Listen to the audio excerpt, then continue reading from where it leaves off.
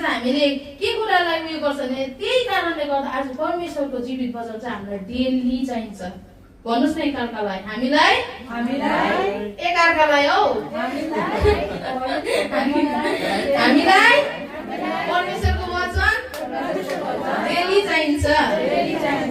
आमेन। बुझ्नुभयो नि? त्यो वचनले चाहिँ हामीलाई सहायता गर्छ जिउनमा। हुन्छ, हामीले यो वचन पढिदिनुहोस् त, कोरिन्थी 23 मात्रै पढ्नुहोस् ल। हामीलाई पुरा थाहा छ यो प्रभु भोजको वचन हो, तर 11:23 हेर्नु त। किनकि प्रभुबाट मैले जे पाएँ सो तिमीहरूलाई सुम्पी पनि दिए, अर्थात् जुन रात उहाँ पक्राउ गर्नुभयो त्यो रात प्रभु येशूले रोटी लिनुभयो। आमेन। हेर्नुस् त के भनेछ? किनकि प्रभुबाट मैले जे पाएँ सो तिमीहरूलाई सुम्पी पनि दिए। हामी सबै जोडले भनौँ ल। किनकि प्रभुबाट मैले जे पाएँ सो तिमीहरूलाई सुम्पी पनि दिए। किन बिस्तारै भने? जोडले भन।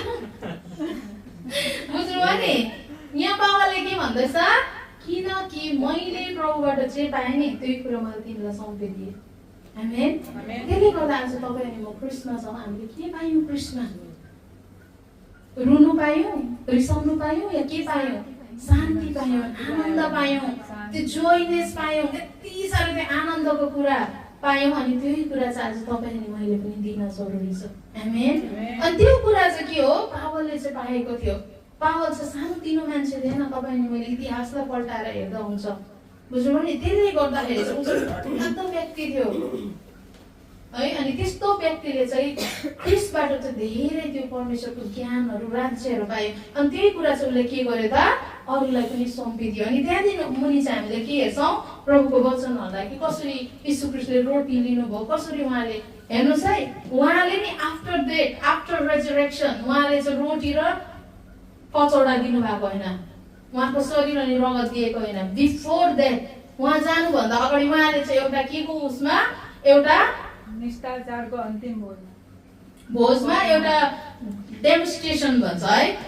त्यसलाई के भन्छ नेपालीमा? डेमोन्स्ट्रेसनलाई नेपालीमा के भन्छ? एउटा एक्टिङको मतलब हुन्छ नि, प्रदर्शनको रूपमा चाहिँ के गरे त? उसले दियो। हेर, यो चाहिँ के हो? रोटी, यो मेरो देह हो। यो कचौडा ल्याऊ, यो मेरो रगत हो।